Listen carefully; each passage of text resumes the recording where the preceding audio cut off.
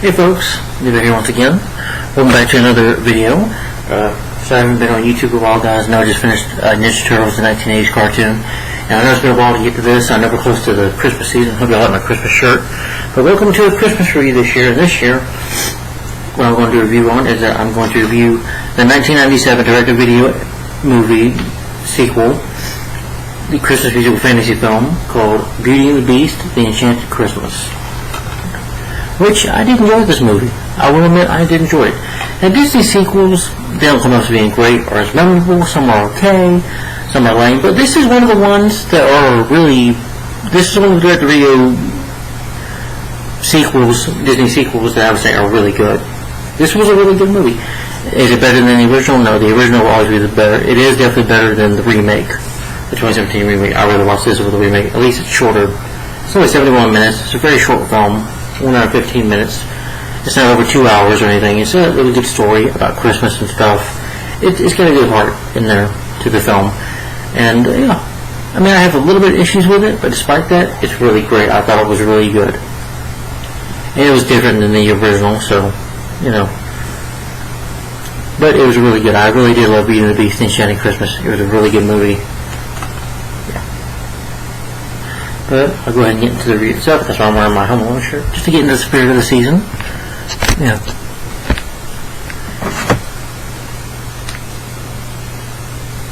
Alright, into version. So in the wake of the success of Return to 4, which I guess is, you could say is the first, you know, it is the first direct-to-video animated feature film. I guess after, you know, Disney animated films like Aladdin and all that were successful, made money at the box office, Disney, you know, just made direct-to-video sequels. The Walt Disney Company, well, because they made money, of course. So why not do sequels? But that's usually happens when a popular movie, or not just a Disney movie, but a popular movie, they're going to make a sequel, whether it's released in theaters, but those are direct-to-video movies. So, I mean, for a movie like this, it was not in theaters, but you did have VHS. I remember watching this movie a little bit. Sorry for the glare. I grew up watching this a little bit of this movie, but I do remember being on VHS, so I was definitely happy to get it. I was like, hey, do a Christmas review on it. But anyway, back to the review. The Walt Disney Company opened the Walt Disney Animation Canada Studios in January 1996 to produce direct-to-video and additional theatrical films, as well as to utilize the talent pool of Canadian animators. With the 200 animators hired, Disney Animation Canada had two separate animation facilities in Toronto and Vancouver, which were supervised by Joan Fisher, a former Canadian public television executive. The first project was Beauty and the Beast, The Enchanted Christmas, which went into production later that spring. Additional animation work was done by Walt Disney Television Animation Australia, Wayne Film Productions, Extend District, I can't say the rest, and Character Builders. It was Disney's first direct-to-video animated film to use digital ink and paint. Essentially, the film was going to be a direct sequel to the original film, but the main villain, slated to be Abnett. Here to communicate as Gaston's younger brother was going to be the younger villain. His goal was to avenge Gaston by ruining the lives of Belle and the prince and threatening to kill them, reportedly using sorcery to transform the prince back into a beast and frame Belle for it. Although he was cut out of the story and the plot had changed, those traits were incorporated into Forte, the pipe organ, who did not want Beast to become human again, who was, unlike the other characters, Forte was animated entirely by computers, so his character is CGI. And this was in the 90s, so, CGI was around at the time, thanks to, films like Terminator 2, Jurassic Park, Judgment Day, Jurassic Park. So CGI became a thing, in the late 90s, thanks to those films. Intentionally, the Italian's name, Abnett, was taken from the French 1946 live-action black and white film, Beauty and the Beast. Being the Italianness of the film was one of the first and most popular adaptations of the story and have been the most influential future adaptations, including the original Disney film, whose antagonist, Gaston, in fact, was himself inspired by Abnett. But I'm glad they didn't do that way. I mean, that would have been interesting, Gaston having a brother and his brother check revenge, but I'm glad they made it different. We had, instead, one of his servants, who became a big pipe organ, be the villain of the film. And of course, for this Disney sequel, you do get the original cast back, and you do get some new voices. Tim Curry, voices him, Forte. But anyway, you have Paige coming back. You have Paige O'Hara as Belle, Barbara Benson as Prince Adam, Beast, Cherokee as Lemire. David Organ, they both sadly passed away. They both came back from the original movie. So does Angela Lansbury. She's passed away too. He's good actors, really good. Haley Joel Osment as Chip. Yeah, Haley Joel Osment, was a kid actor in The Sixth Sense, and he was in Forrest Gump, The Secondhand Lions. Yeah. Brenda Peters as Angelica, and Angela Quill. I think I remember her in, what was that movie?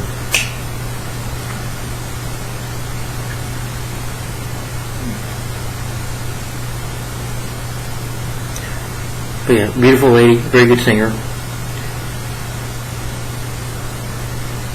She was in the Cinderella movie. I know the actress's name, I just forget.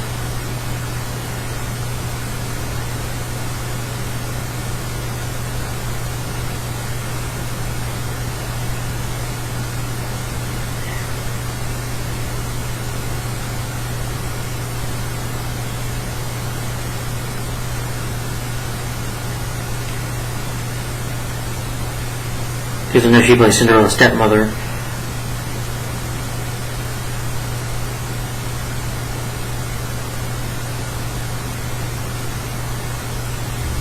Oh, Anastasia, she voiced Sylvia. She did a voice for that too.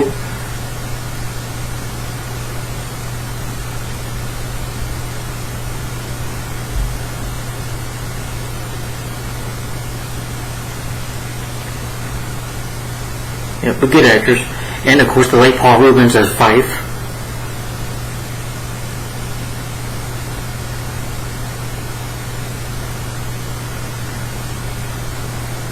And Tim Curry voices Forte, who's the villain of the film. And Tim Curry, can't go over Tim Curry's great, I think, in this film.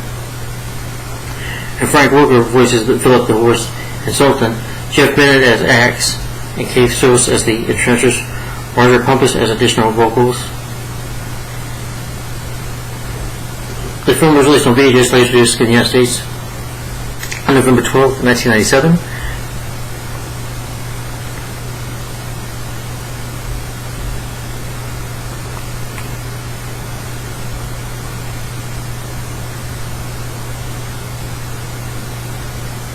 I guess critics weren't too nice on it. It was nominated for some awards but didn't win anything. But you got good music scoring here. You got Deck the Halls, you got some Christmas music a little bit. You got Stories, As Long as There's Christmas, Don't Fall in Love by Tim Curry, filling the song. And then As Long as Christmas Respires, A Cut Above the Rest, As Long as There's Christmas, the end title. Who sings it? Let's see.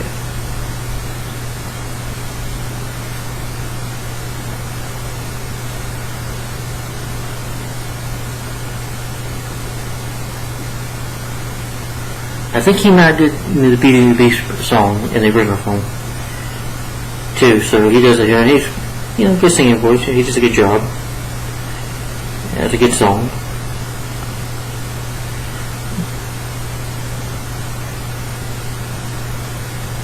But getting to the plot of the movie is that, again, this is also a direct-to-video to Beauty and the Beast, which came out in 1991.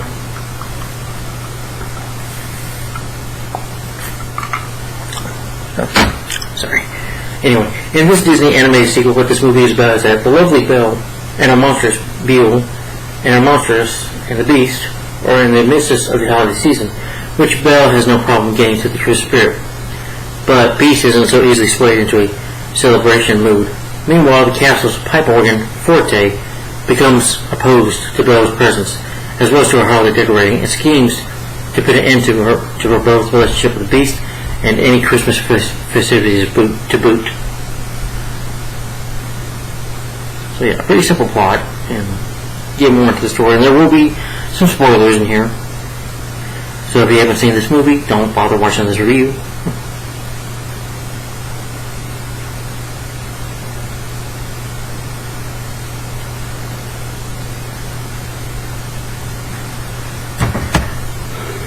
Alright, I'll freak into 9 minutes. Okay. Oh, if you're also on Facebook, or, well, If you're friends with me on Facebook, you saw my pictures of going to the Boar's Nest today. That was from the Dukes of Hazzard TV series. That was the actual Boar's Nest that they used. Because they filmed some of that show here in Georgia. Alright, but getting back to the plot, so Beauty and the Beast, Enchanted Christmas. So the movie pretty much starts off with everybody getting ready to celebrate Christmas. You see Chip just playing with the dog, and getting a Christmas gift he didn't like at first. It was just clothes or something like that. And then you have Samir and Cogsworth, who are friends, but they have these funny arguments. And Mrs. Potts tells the story, right after Beast went to go save Belle from the Black Forest. What happened after Beast saved Belle from the wolves. Like in the first movie when they became friends and all that.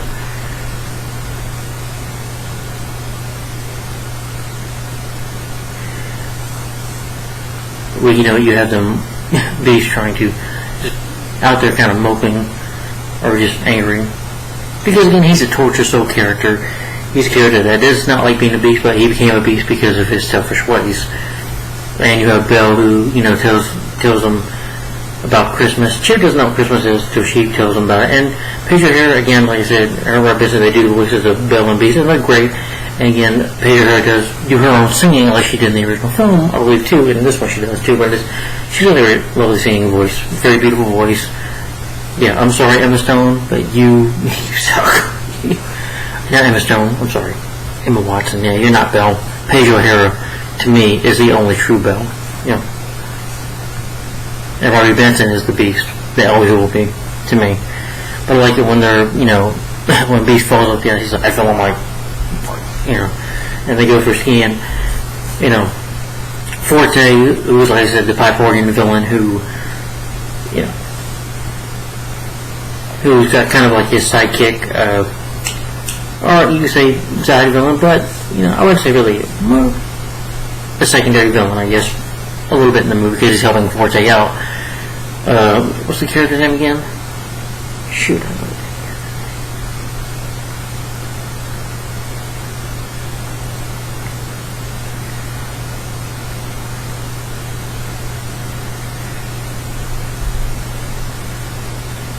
Fife. He gets, him and Fife are talking, and Forte's plan is to break them up, because Forte wants to remain, being a pipe organ. He doesn't want to be human again. He just loves being the way he is, that he can play music, of having the power of it. I guess just does not want to go back to being human, because when he sees, because he can hear it in there, he hears him playing, but he can't see it because he's a pipe organ. He's pretty much stuck to the wall. And he throws, Fife to try to stop them, so Fife gets in the way. And he annoys, Mrs. Potts, Cogsworth, and Lemire to him to shut up while they're playing. He ruins it, but they turn like snow angels, and then the Beast sees that it's like, it's out of snow. She's like, oh. And she's like, the temperature's like, why do I even try with them? And she starts to recommend that they, tells them about Christmas tales. Chip about Christmas, sings about stories. She makes a gift for him. She's like, you can't, they tell him, he's forbidden Christmas. We can't have Christmas. It's like, you can't forbid Christmas, because that's when his curse happened on Christmas Day, Christmas Eve night. Of course, when Prince Adam was, being selfish, and he's just a real jerk. So he's just really cruel and selfish when you see him in this flashback, when he remembers it. But him just being mean, cruel to all his servants, and eventually the woman that knocks on the door, saying, for shelter for a rose. And he's like, get out of here, you old hag. Like, those are just piss off the old hag. And she's like, you have no love in your heart, you're selfish. And it's like, don't be fooled by what you see, don't be deceived by what your looks can be deceiving. And in this case, it was true, because it was this beautiful enchantress. She's like, you and your house will be cursed, so they all turn into their households, appliances, or servants or whatever. Mrs. Pot turns into a pot, Lemire turns into, a lamp, Cogsworth turns into a clock, and of course you see him become a beast, just, And he keeps Forte around. Forte is his friend and plays music for him to keep him calm. Only music can soothe the beast's soul.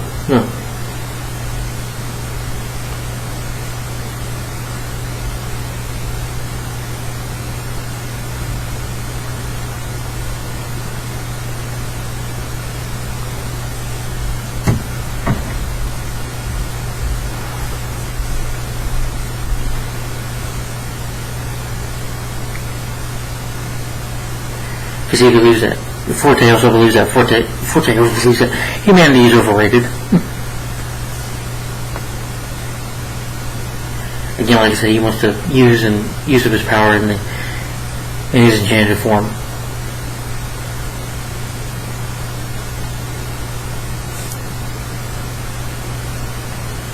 He's written a solo for him in the opera. That's why. Well, Five Fish is helping him basically, not because he's evil, but he promises him that he'll get a solo, that he'll get to sing or something like that, or have one. And also probably out of fear, being afraid of him.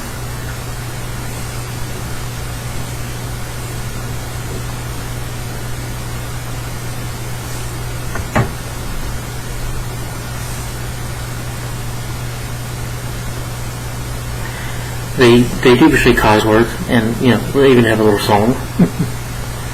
But he's like, okay, we can do this, Cosworth. We can do this. Just don't let the master know.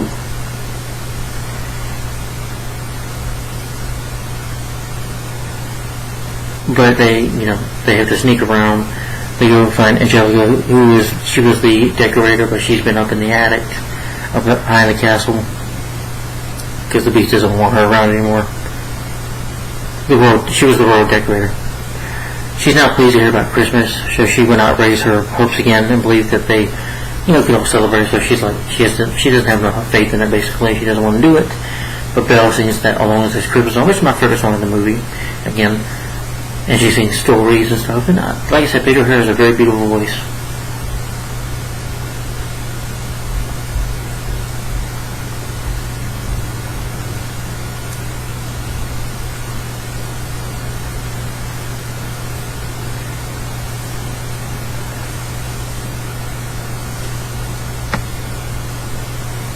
And Forte is like watching every movie they make, goes to Forte about it, and of course Forte lets him know about it because he's trying to break him and Belle. He wants the curse to remain.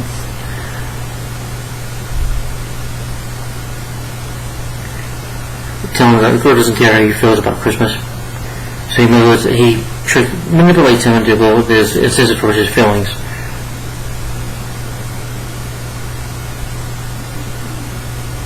Again, minding himself of his past. Belle enters the boiler room, meets Enchanted Axe, voiced by Jeff Bennett, head of the boiler room. She needs this Yule log. Beast, shows up and says, "What are you doing? We don't celebrate Christmas. I forbid it. I am the master of this castle. We will not celebrate it."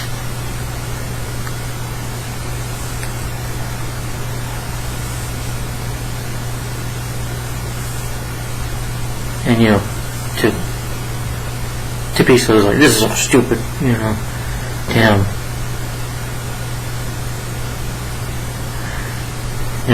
Belle was like, just goes in the room, just like, "Why are you doing like this?" And he's like, "But he can't forbid Christmas. I thought he couldn't forbid it." She's like, "No, Chip, you're right. He can't forbid it. You know what? We're going to do it, whether he likes it or not. We'll have Christmas with or without him."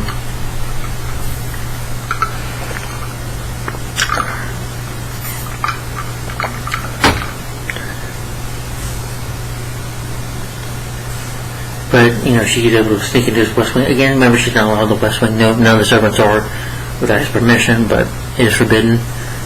But she writes this book for him, this lovely book for him, puts it in there.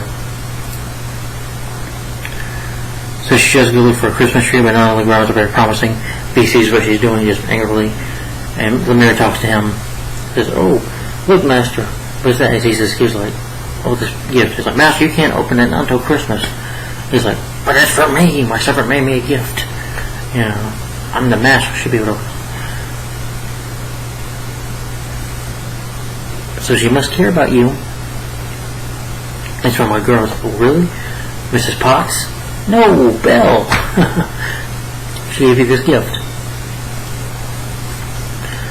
She really cares about you." That gets Beast into the Christmas spirit, and he puts on his, of course, from the original film, his blue costume on, jacket and stuff, and wants to have dinner with her, a Christmas dinner with her.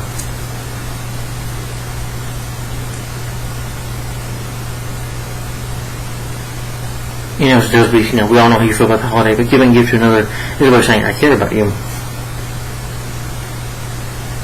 And he goes to Forte demanding him to create a song, and he's like, what? And of course Forte's not happy about this. He's like, what's next? Love songs?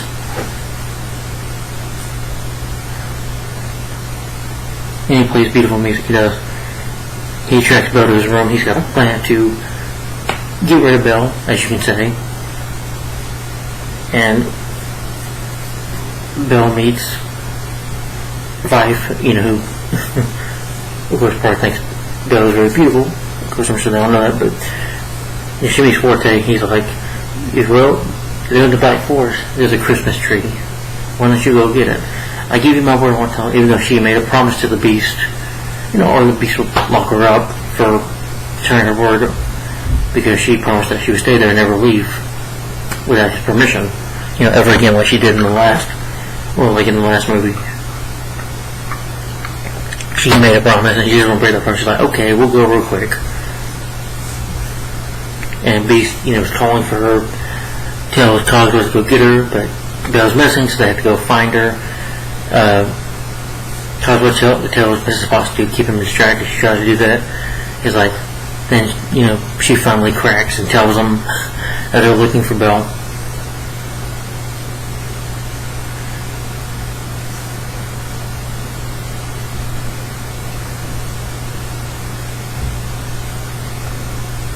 So she wants to make him happen, so she agrees to go.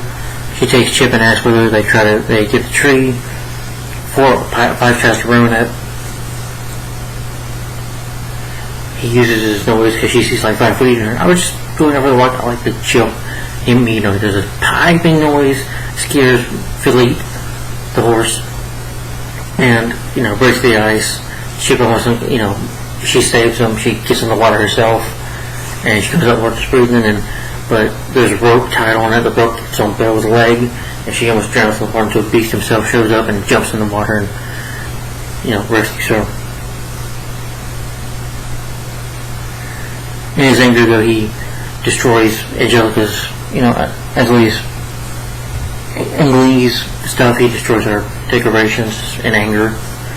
She's like, I knew this was just pointless.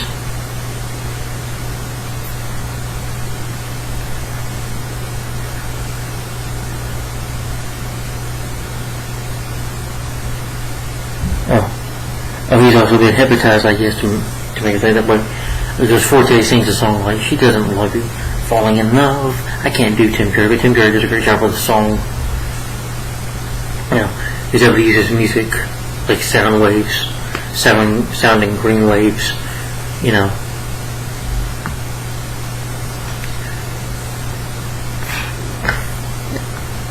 Belle's crying, he's got her locked in the dungeon. He's like, for breaking your promise, you're going to stay in here forever.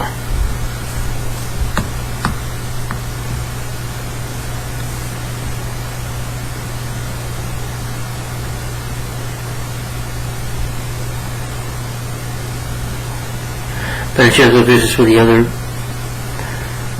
Mrs. Potts and all them, and Chip and Cosgrove and Lemire, and they respire the song as Christmas. They respire the song as long as Christmas, as long as there's Christmas. Really good song. And again, you have them both singing, so you get to hear two beautiful voices, and it's a very good song. Very, very good heart, like I said.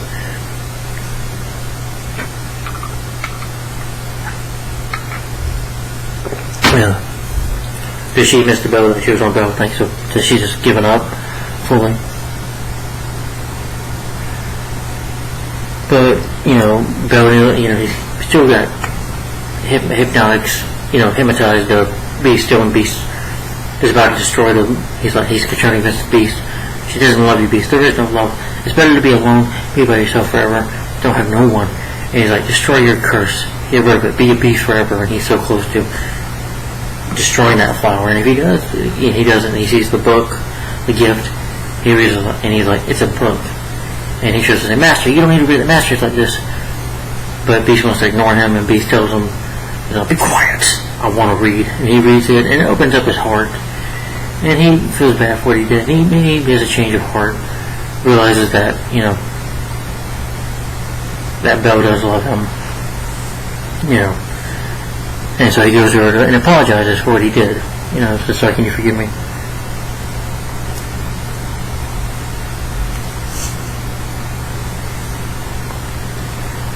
and then of course the two come together for each other. They're going to start to really fall in love. And Ray's at the failure of his plans, though. Forte, plans to bring the castle down, so he figured, you know what, I'm going to be like this forever, whether they like it or not. So he tries to kill them.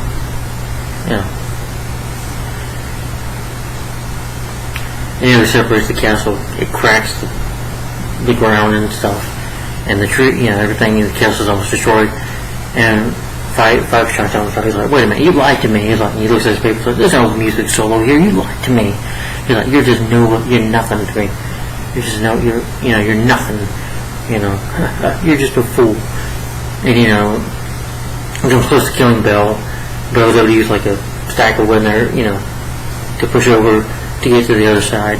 And Alec Beast is angry. And he's like, Forte. Jumps over there to justify Forte Eunice.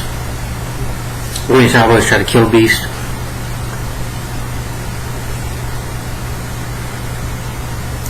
And Beast manages to get into the room before Forte's powerful music. He has no idea where to strike at, but eventually Five, who has had a good change of heart, after feeling guilty for almost having to build, goes back to a good side. With the keyboard destroyed, though, Forte begins to panic and accidentally breaks.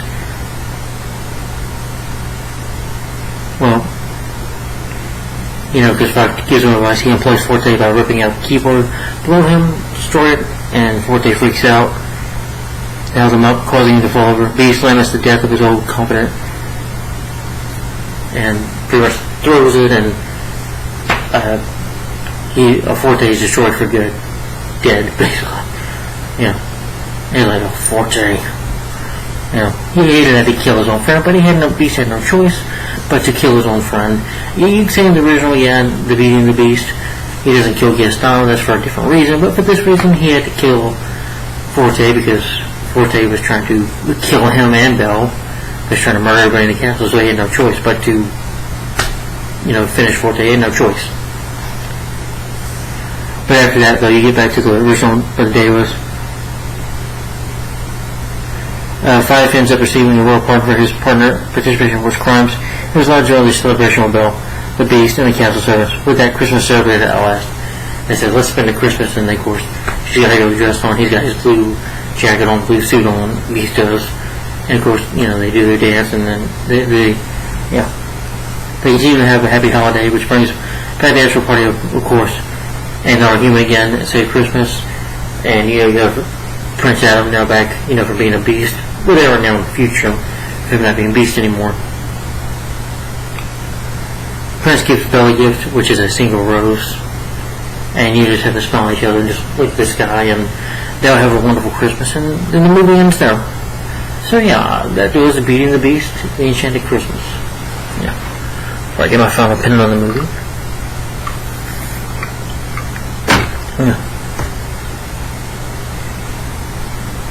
Give my final opinion on the film.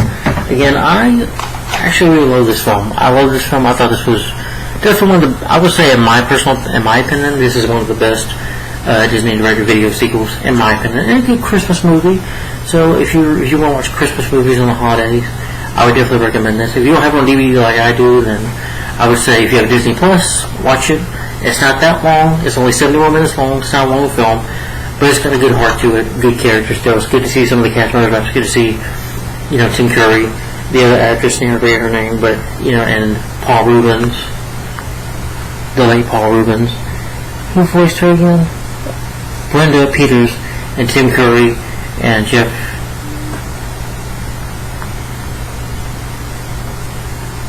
Well, probably done another voice work. And of course, the late Paul Rubens. Who sadly did pass away back in July this year, but he really did a good job. I didn't recognize his voices because he's such a talented actor. I miss Paul Rubens. Of course, we know him for Pee Wee Herman, but he did a good job voicing Five in here. I really like the story of Christmas. I like how his heart in it is that Christmas is about the spirit of family, spending time with one another. And, this definitely brings the two of them together. These two, you like their love. Their love is great. Beast and Belle, we definitely have good chemistry. You tell that there's a good love between them now. They do care for each other. And, it's got the Christmas spirit in it, and it makes you feel good and get into the spirit. And that you don't have to be selfish. It's not going to be Christmas a time where you should be kindness and, unless selfish. At least you learn a little something in here, about the true meaning of Christmas in a way, with this movie. It does a great job doing that. And I like the voice cast. Everybody did a great job. Tim Curry was great as Forte. Definitely a great villain in my opinion. It's Tim Curry, so I can go over on him. He can play a great villain. He does in here. A year later after this, he would voice Ben Ravencroft, in Scooby-Doo and the Witch's Ghost. Spoiler alert, he's a villain in that movie. His character doesn't come out first, but yeah, Tim Curry can definitely play a villain and do a great job at it. He's always been a really good actor. I really like Tim Curry.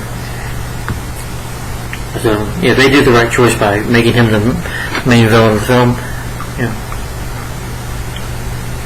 It being one of his services of villain. Okay, that's good. And it's got a good Christmas story. Really good music. My favorite is As Long as It's Christmas. That's a great song. And stories is good too. There's a lot of really good music in here. I do love Fall in Love. That song, Don't Fall in Love, by Tim Curry. A great villain. I'm glad they gave him a song. That was awesome. And I'm glad it was good. It was a good film with good heart to it. Problems? Well, I will say the animation. The animation does not hold up. I don't think the animation is... I'm not saying it's bad, but it is very... Like I said, I'm not going to claim it. It is direct to video, so the animation is not very good, I don't think. It's not terrible. It's not awful. I just don't think the animation holds up very well in this film. And Forte being CGI is not completely bad. It's good CGI. Some of it I don't think holds up completely well, but some of it's really good animation. But some of the animation does not hold up very well, much as the original. And the original does definitely have a better story, definitely much better characters, and it's a lot more memorable than this. But this is memorable. It's a good movie. It's a good Christmas movie. I definitely recommend it. It does help you get into the Christmas season.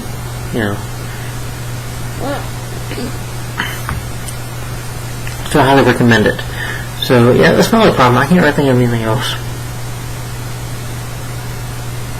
Not really. And the humor works in the film. Yeah. Just the animation didn't work for me. But despite that though, and it's a very fast-paced movie. It's a very short film. Like I said, 71 minutes long. It goes by a good pace. Yeah.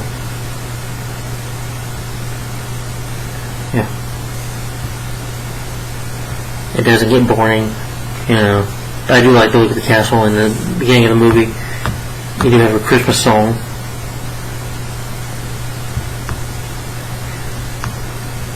Oh yeah, Deck the Halls. Yeah, that was a good song to play here. But it's a really good movie. Good directed video. Like I said, the original will always be the best. Beauty and the Beast. I've never seen Belle's Magical World, and that's the third direct video sequel to Beauty and the Beast.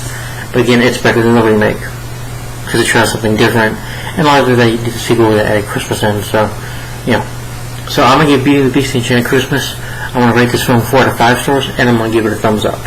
So for Beauty and the Beast Enchanted Christmas. So guys, tell me in the comments down below. Let me know. Have you seen Beauty and the Beast Enchanted Christmas? Is it one of your favorite Christmas movies? What do you think of it in your opinion? Do you agree with me that it's one of the best direct-to-video sequels? And what do you think of this film, in your personal opinion? So guys, tell me in the comments down below. What do you think of this film? Beauty and the Beast Enchanted Christmas. Alright, that was my review for this movie. Hope y'all enjoyed it. Also, I'll tell you my next review here, but I will say there will be another pickups video, probably 52 or something like that. I don't know. When was my last pickups video? Because I bought some movies at Google, and I bought some movies at Walmart. For like, what was just 2 movies? A franchise.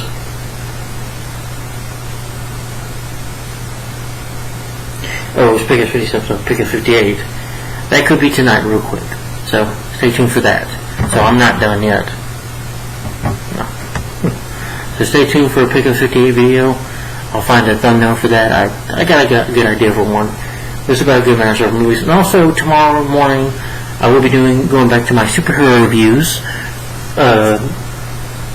With the Death of the Incredible Hulk, the final TV movie with Bill Bixby and Lou Ferrigno. It's the last one. Last time we see them in their roles ever as those characters. Yeah. So let me go get it.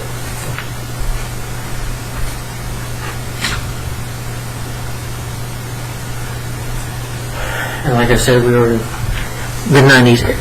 Like I said, my superhero marathon right now, I'm in the 90s era of the superhero movies. So we start with the year, it's 1990 to 1999. So again, I go by years and months of this, starting with 1990. This came out in, I think, February back then, but this will be the first one. Tomorrow will be The Death of the Incredible Hulk, so stay tuned for this review tomorrow. Yeah, and stay tuned for the next video that I'll do here in a bit.